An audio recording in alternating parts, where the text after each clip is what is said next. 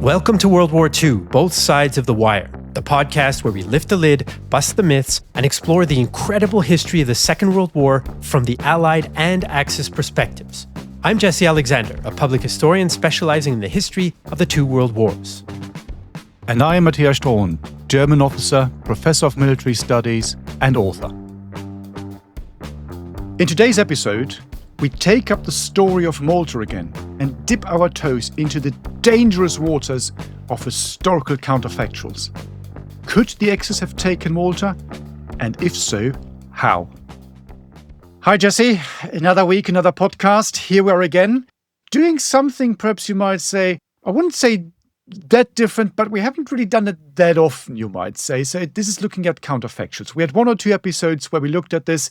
And of course, it's not the only thing we're going to be doing today, but it's an aspect, isn't it? And quite often as historians, we try to keep away from counterfactuals because it's kind of like a dirty word, isn't it? Because it hasn't happened, so how can we analyze it?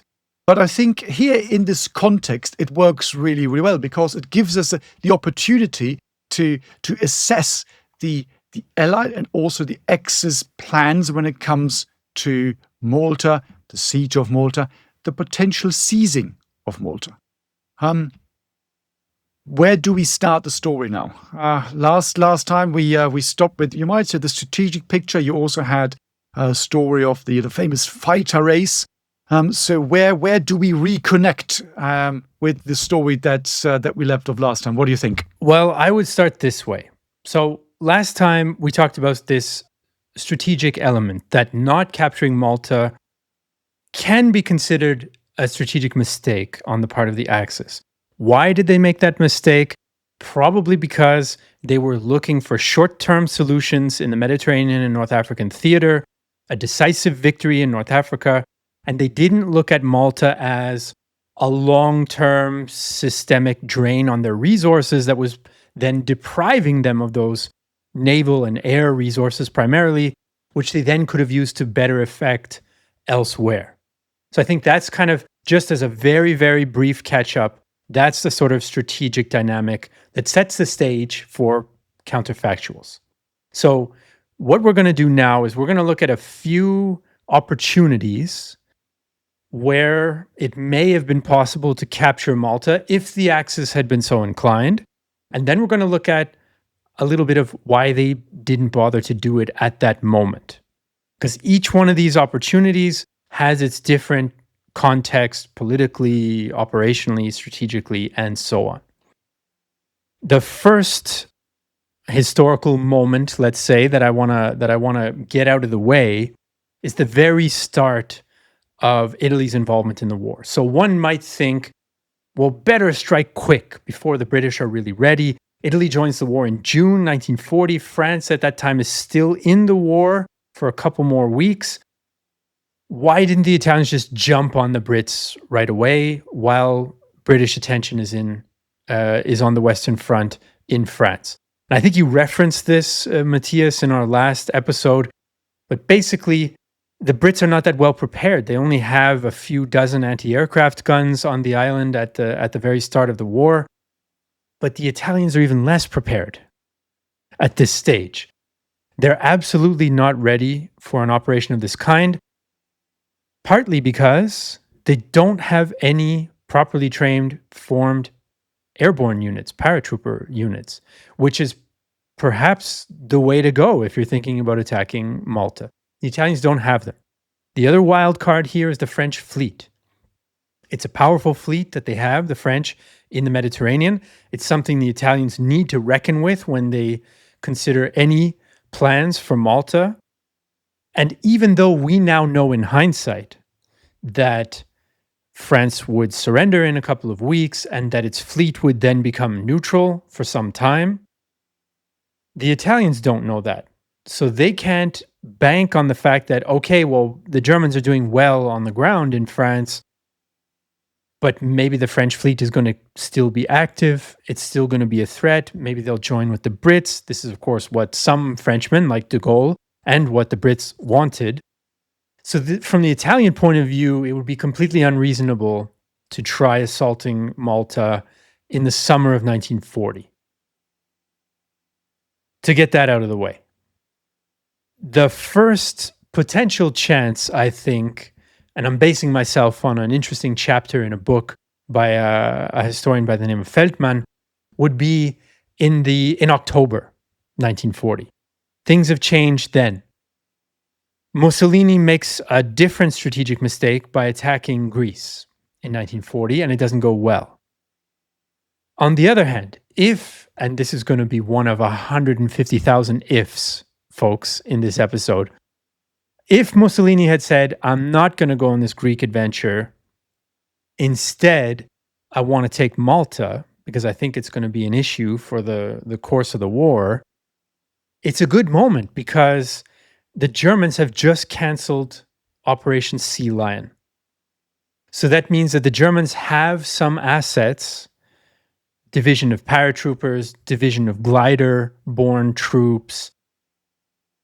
They have sort of considered the idea of an invasion of the UK. There's been some training and some planning about how to get people across water, about airdrops and so on. Maybe that could have been applied to a joint assault on Malta with the Italians, who at this stage have 500 paratroopers that they've trained.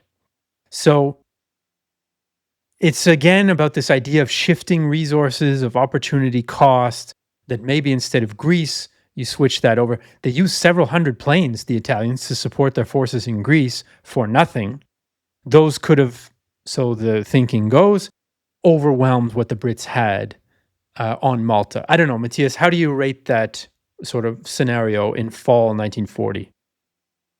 It's of course a possibility, but then on the other hand, you might say, are you just trading the Eastern Mediterranean for the Central Mediterranean, and you take out Malta, but you have a similar unsinkable aircraft carrier there, for example, in the shape of Crete, and you've got Alexandria. So does that really help? It does help a little because the supply lines would be further out, but you would still have the British fleet, for example, say, I would probably argue either do both or you don't do anything at all. Or again, you look at the bigger strategic picture and say, as we've discussed, and as you also said, do we actually need to take this out? So when you look at the Italian planning, I mean, you can rewind a bit more, and I think you can go back all the way to 1938. I think that's the first time that the Italians start looking at this potential problem, because you already have the Italian colony in North Africa, and they're thinking, okay, if something happens with the British, so how are we going to do all this? And if I'm not mistaken, I think the plan is called DG10-42. That's the name they give it, and that looks at the an invasion or the capturing, the seizing of this island. And it's interesting because you can see that to begin with, I would argue, the Italians get carried away a little bit. And they say, all right, we've got 40,000 men assembled and we're going to use them. Then the question arises, okay, how are you going to get 40,000 men from somewhere in Italy to Malta? That's easy. We're just going to build some sort of seacraft. And we put all these guys on there. I think 80 they wanted to build. We're going to lose them all. What does lose them all mean? Does that mean the troops are going down? Or are you just going to leave them behind once you've used them once? And then we're going to fight our way through. Okay, fine. The idea was to land the main force in the north and then fight your way in. Pretty much the entire Italian Navy would have been used, about 500 Italian aircraft. You can see they're going really big. And then they realized, whoopsie, we can't redo this. It's all a bit more difficult. And then they reduced this to 20,000 men, which suddenly is enough. When before you did 40, now it's 20. And then they come up with the even better ideas. Well, we don't really need to do this. Because, well, even if we look at this, and if we should be at war with Britain. So what's probably going to happen, that's now the planning stage. So if war breaks out, Franco is going to join our side, and that means he's going to take out Gibraltar. The moment Gibraltar is taken out and he can close the Mediterranean becomes irrelevant to the British because they would have to go around the Cape of Good Hope and go through Africa. So suddenly it's no longer important. So they're basically banking on this idea that Franco would join the war. Or they say, well, maybe we could even bottle up the fleet in Alexandria if we go there, because they say, well, you know what, the fleet's a bit aging, the British one, so our ships are very good. Open bracket, later on they realize that the Brits have got radar and they haven't, which changes the picture a little bit, but at that stage they still say, that might work. And of course they're also thinking that's the next thing then when you, as you correctly said, well, particularly after France has fallen. First of all, again, what does that mean for Franco? Is he now going to join in? And secondly, you might say, well, if you're going to do something now, you can get the Germans involved. And that would be quite useful. And so you've got support of the Air Force and all sorts of other assets And of course, you've got also some other interesting issues that you find. The Italians also sit down, they do a calculation of oil. They're running out of oil at this stage. So they say if we have to mobilize the entire Navy and send the entire Air Force over to seize this relatively small piece of real estate, we're not quite sure we've got enough oil to do it. So we're running into the red here. So how are we going to do this? So you can see, again, another interesting, you might perhaps say to the layman, a non-military reason as to why this is all a bit difficult. But of course, these things, as you said, are important. Logistics are important. To be perfectly honest, let's face it, logistics is a bit boring. It just happens. That's just the way it is. Spoken like a true German. It just happens. But as apparently Rommel said, logistics isn't everything, but without logistics, everything else is nothing. So that's, I've redeemed myself in the eyes of the logisticians here, because I know there are a number of logisticians in uniform that listen to the podcast, so I don't want to lose you guys. But no, these are some of these interesting questions. Of course, then, as you said, you've got this whole question about the Balkans. Was it worth going there? Greece and all this, opening yet another front. So it's you could have done it differently. Well, again, with the benefit of hindsight, we always look at this and say, well, how stupid not to attack, particularly in the early stages when the British weren't all that strong. We've looked at this now. We looked at some of the rationale behind the thinking in the previous episode of this podcast, talking about the strategic context. It's always very easy to judge these things with the benefit of hindsight. But, well, you have an airborne drop. When you do it before Crete, you don't know how this is going to pan out because there is no experience. You do it after Crete, and you realize, well, whoopsie, there were lots of casualties on Crete. Do we really want to do this again? You then look at it from an Italian point of view, where, yes, you've got a fascist state. You also know that so far the Italian military hasn't performed particularly well. You might even be worried that, well, if you have lots of casualties dropping people or landing people, if you don't have the air contingent, because you mentioned the numbers, they're very, very, very small at that particular stage as well. What is that going to do with morale in Italy? So if you push it to the extreme, is the seizing of Malta, is that going to lose you the war? Because again, it's a big what if and what have you. You have some sort of overthrow of the system because people are unhappy.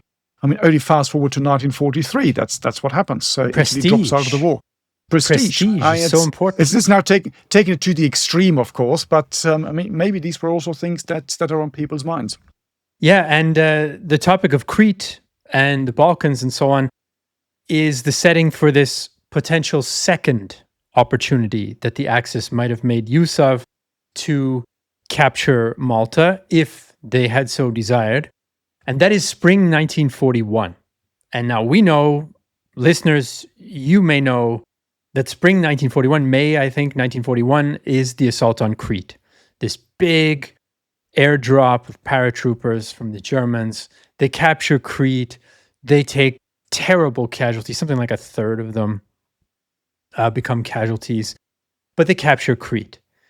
The counterfactual here, the what-if scenario here is that, well, instead of taking Crete, maybe that could have been done on Malta instead. With the benefit of hindsight, we can maybe critique the idea to capture Crete and say that Malta might have been more beneficial because, in a sense, Crete is a bit of a strategic dead end in some ways.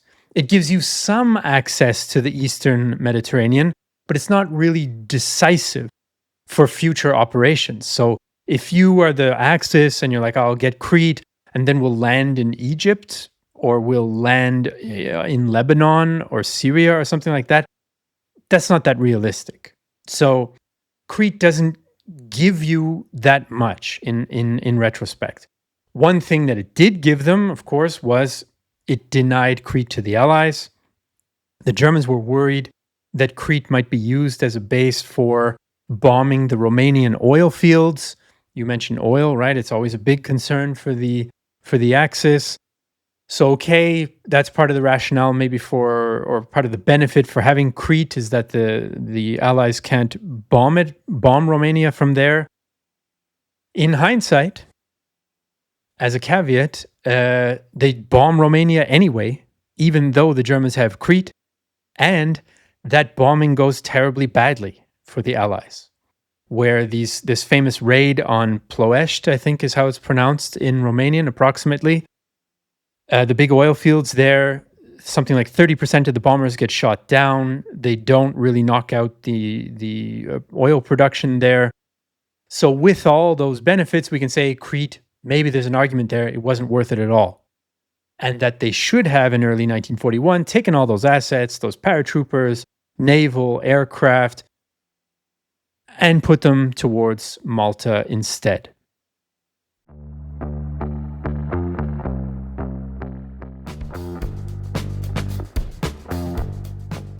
Now, what's going on Malta at this time?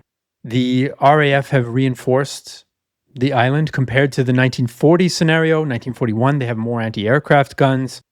But the Brits are under pressure from Axis bombing. And they have to withdraw some of their torpedo bombers that they were using temporarily, that they were using to harass Italian shipping. At one point in the first half of 1941, the British only have a couple of dozen operational fighters.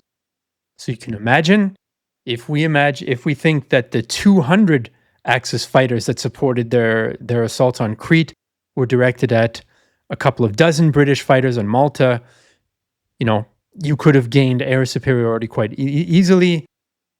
And yes, the Axis paratroopers would have definitely taken Crete-style losses. But at the same time, Malta is very small, 1/30th the size of Crete. All the airfields are just a few kilometers from one another.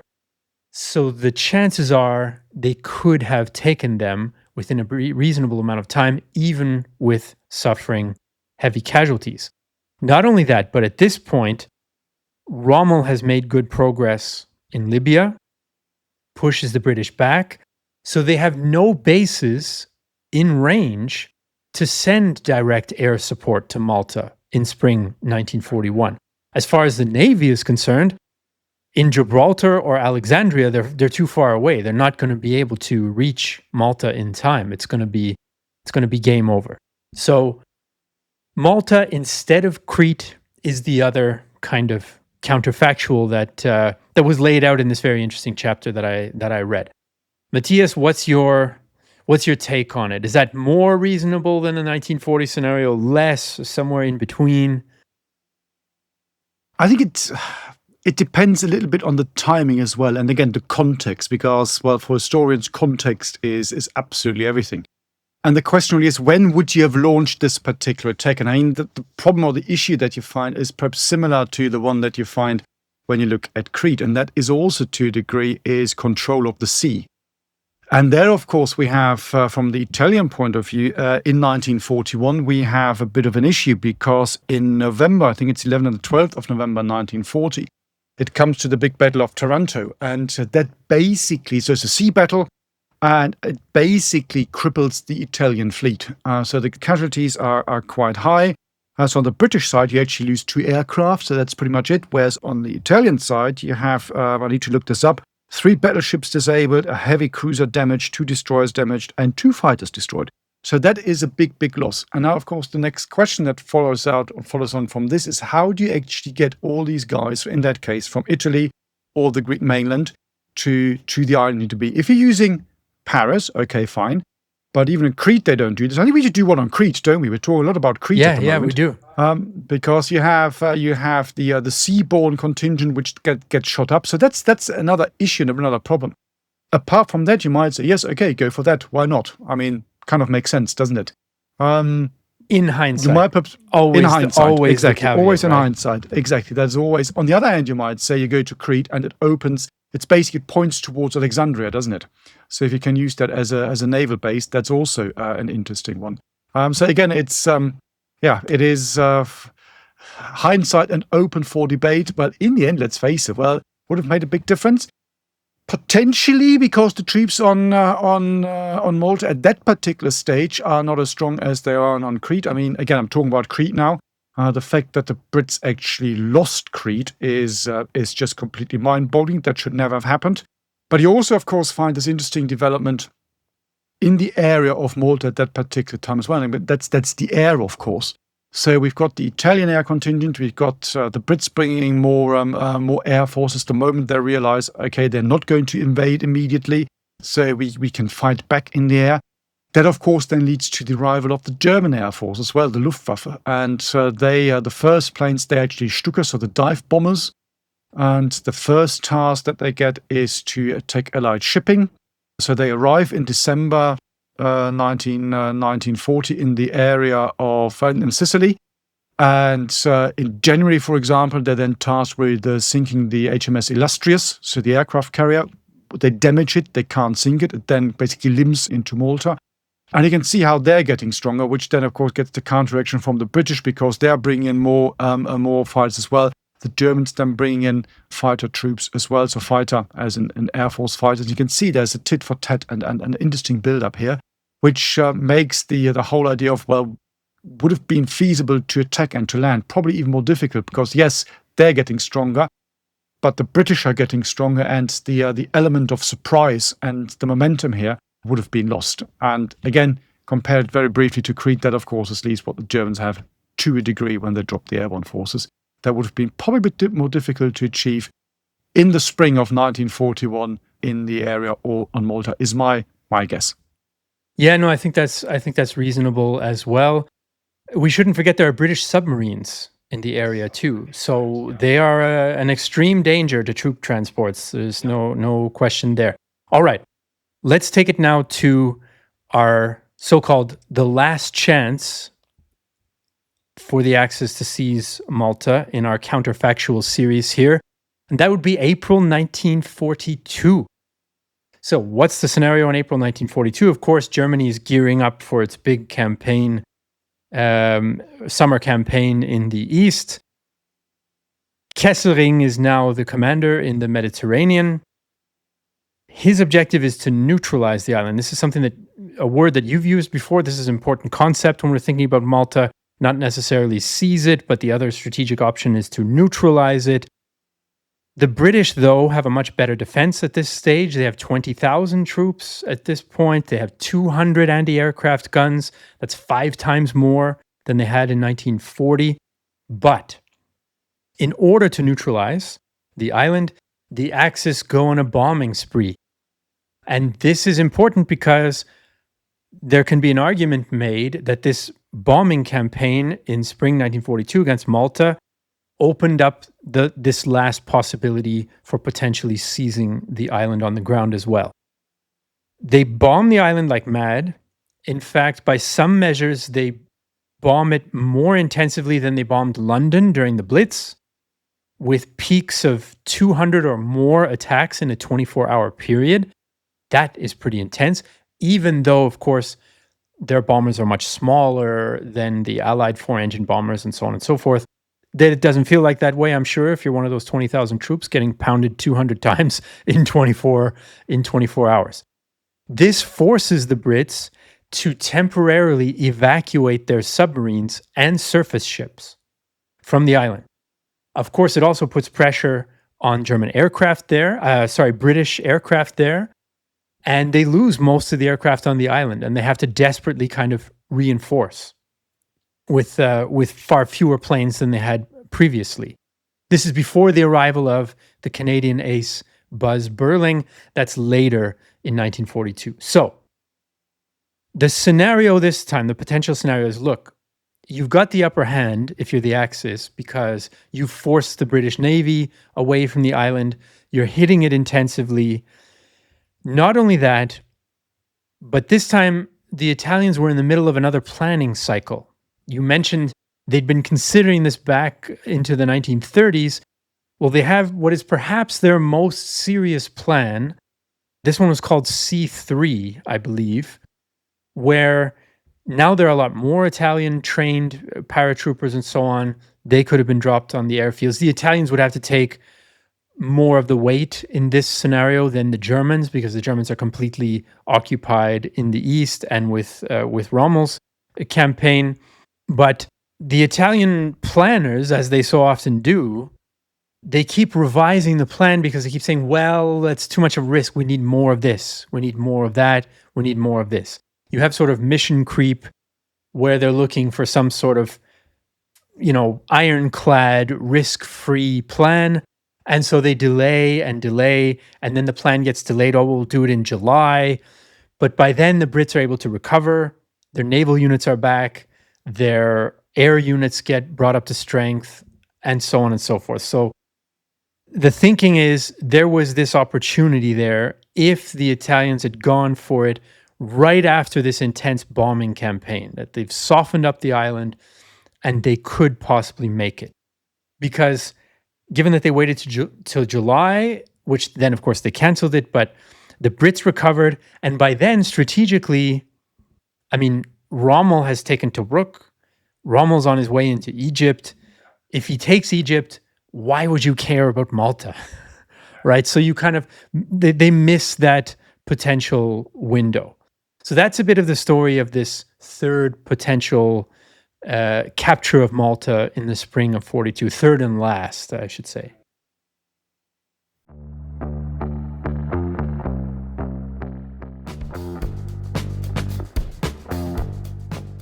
Context, once again, I've used this word a number of times now, really matters here in this planning cycle, because when we rewind briefly and go to 1940, the stuff we looked at in 1942, the big what if, go there or go to Crete. Then, of course, you have the invasion of the Soviet Union, which means that the German Air Force, at least part of it, is withdrawn. So that, as you explained, makes it possible for the British and the defenders of Malta to take a breath and basically to fight back. This is also then the phase in late 1941 where suddenly the losses of the transport, the cargo ships go up. And in late 1941, there is a phase where about 60% of the Axis shipping is sunk. So relatively early on. That, of course, again, makes them realize, whoopsie, there's something we need to do here because this is not going well. And this is then again linked to North Africa, obviously, because that's the whole reason why you're going. And that then leads to what the Germans call Operation Hercules, so the planning for this particular invasion. And when you look at it, you can see that there is a new drive, there's new impetus, because the whole idea was quite thought through. It was basically ready to go. It is agreed and decided by Hitler and Mussolini when they meet in late April 1942 at Berchtesgaden, so in Hitler's mountain retreat, and they decide, yep, we're going to do that. The idea at that stage is to have a German and an Italian airborne division that get dropped under German command, plus Italian troops that would then be landed via sea. So in total, roughly speaking, about 70,000 troops. So that's a lot if you think about that. And then on the one hand, you might say problems occur again because Hitler says, he kind of procrastinates and is not quite sure. Again, going back to this idea of Crete, is that a good idea to drop Paris there? And then you've got North Africa. And Rommel now says, well, it's actually more important that you support the troops we are knocking on the door of Egypt here. So as you said, if Egypt falls and the Suez Canal falls, who's going to care about Malta? Because Malta becomes irrelevant. You could then actually use the shipping lanes to go east. I mean, that's one of the reasons why the Axis powers are so focused on Tobruk, for example. Because I think, well, that's a big harbor. So if you get that operational, if you keep it long enough, and if you have control of the Mediterranean, because you have been able to sink the Royal Navy somehow, using air or whatever, there is nothing that the Brits can do to stop you to cut this very long supply line, which normally leads you then via road from somewhere in Libya all the way to Egypt to fight there. So you can cut this, and in that case, again, Malta is out. It's no longer, it doesn't sit in the strategically very important position because you simply bypass it. So you get all these different ideas again, which, once again, benefit of hindsight. We know what happens in North Africa. The thing turns out completely differently. So if Hitler, Mussolini, Studenz, the German para-panel, all these other people would have known, they probably would have said, yep, let's go for it. I mean, it's interesting when you look at the dynamic in the Axis camp as well. So Mussolini thinks it's a good idea, but he's quite hesitant. He is slightly worried about the combat effectiveness of his troops. He's also he's having a bit of a chip on his shoulder by this stage because he knows that the Germans don't really take him seriously. Just a bit. Just a bit, and you can see it being played on North Africa as well, where technically Rommel answers to an Italian supreme commander. In reality, of course, he doesn't because no one cares. But you can see that it's this dynamic that plays a role as well. And Mussolini thinking, if it doesn't really go that well, and it's mainly an Italian operation, what are the Germans going to say? So you can see that's something. You've got tensions within the German command. Say, for example, Göring, he's against an operation because he says, well, if we drop all these airborne guys, look at Crete, it might go wrong. And of course, in the 1942 situation, World War II, the paratroopers officially were part of the Air Force. Not as in most other armies, and as today, where the airborne troops belong to the army, they were Air Force troops. The famous statement by Göring, everything that flies in the air belongs to me. That's what he once said. And that's why he then gets the paratroopers as well. So he doesn't really like it. The army likes it. Student, he thinks it's a good idea. Kessling, who is the commander of the troops in the Mediterranean theater, he thinks, yes, it's brilliant. He pushes and pushes and pushes for it. So we need to achieve this. And he's utterly frustrated when it doesn't happen. So again, you can see all sorts of really interesting dynamics that you find just within that one camp. So that makes the command structure in the Allied camp, in this case mainly the British, look so very organized and clear and easy, because you know what it takes. You need to defend this island come what may. So we talked about it, I think it was was it the last episode or the one before, where we talked about command structure as well. And when you look at efficiency of German command structure, it is actually not efficient at all. It's a complete disaster. In many ways, you might ask yourself the question, how the Germans were able to fight on foe so long up until 1945, when you look at the very confusing command structure. Throw in the Italians on top of that, and it gets really, really, really difficult. For sure. I mean, for this C3 Italian plan, which I suppose the German name was Hercules, I think it's a common plan.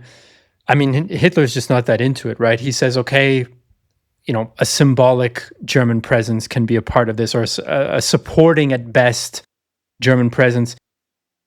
A lot of the Germans don't really trust the Italians at this point, it must be said. They don't even necessarily believe that the Italians are serious about launching this operation.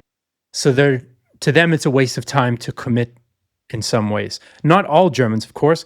Student, you mentioned a couple of times.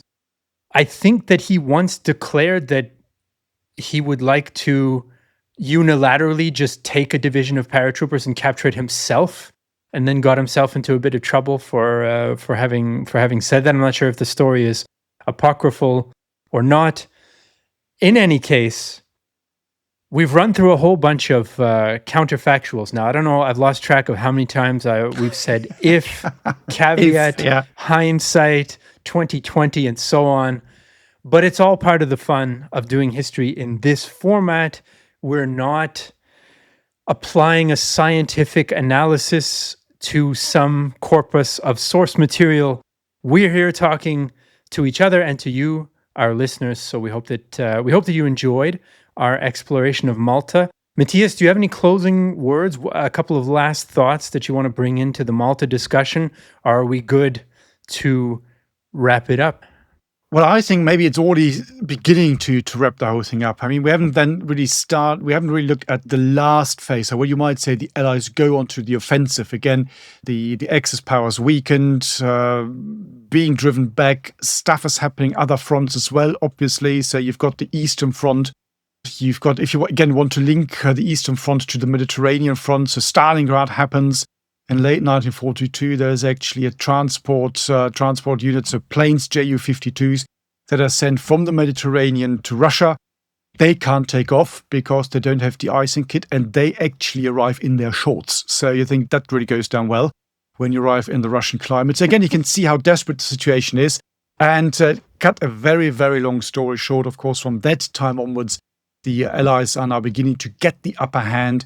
They're beginning to sink more ships as well. So in late 1942, I think about 60% of the shipping that the Axis want to send to North Africa is being sunk. All that happens in the long run. And even when you look at the bigger picture stuff again, yes, I mean, Malta, of course, does play a role. It makes things difficult for the Axis powers. However, we also need to be realistic about this, I find. Yes, it is important. Yes, material gets sunk. Does it decide the outcome of the war? No, it doesn't. Even if the Axis had got all the material that was being sent, if you just look at the sheer buildup of forces that the Allies have, well, look at the Second Battle of El Alamein, all these things, then look at 1943. Very questionable whether the Germans would have, Germans and Italians, you see, even I keep concentrating on the Germans. The Italians are kind of taken out of the equation here, and many people's thinking. even if they had pushed through, yes, okay, you reach Alexandria, that would have changed the operational situation, the Suez Canal. In the great scheme of things, it is still the case, and English-speaking people, please forgive me, that the Second World War was decided on the Eastern Front. And that is basically what happens at that particular time. At the same time where this is happening, the Eastern Front is falling apart for the Germans. And again, just look at the numbers that you've got all the way up to late 1942. The Axis force, particularly the German force in Africa, are quite small. It's 2, 3, 4 divisions, that's it. Whereas you're looking at hundreds of divisions, as I said, the number earlier, 153 in 1941 when they go into the Soviet Union. So putting all this into context and looking at it realistically, it doesn't decide the outcome of the war. It would have made it much more difficult for the Allies to fight and win in the Mediterranean theatre. You might perhaps say, and that's an interesting, again, big what if, imagine for 1 second the Axis power seize Malta. As a consequence of that, they more or less win the campaign in North Africa. They push through, they go through Persia and join the Soviet forces in the Caucasus. I still think they would have lost the Germans, but just go with that example. And that means the Western Allies, particularly the Brits, are completely driven away from the Mediterranean theatre. I think that has interesting repercussions then when you go towards the end of the war. Again, a big what if. So this whole debate about who is getting control of the Balkans, who's getting control of Greece. Is it the Soviets? Is it the Western Allies? And you could create an argument. Again, dear listeners, bear with me. It's another big what if. And that the great thing is, well, we can't check and test it, so I can say anything I want now. But would that, for example, have meant that the entire Mediterranean would have become communist in 1946, 1948? I mean, you got what's basically a civil war in Greece. You have a very strong communist and socialist movement in Italy after World War II. Should that have happened, I mean, the landscape would have looked very different. The Cold War could have been very different. Again, very, very big what ifs, and have now moved from a teeny tiny island in the Mediterranean to geostrategy of the 1950s, 60s, and 70s. But that is the fun part, isn't it? The big what ifs. There we are. And I think I'll leave it at that. Otherwise, I get carried away. And well, just to pile on here to this mega tangent, if you look also at some of the Arab nationalist movements in Iraq or Syria, they also are friendly with the Soviet Union and have a socialist ideological component to them. So who knows?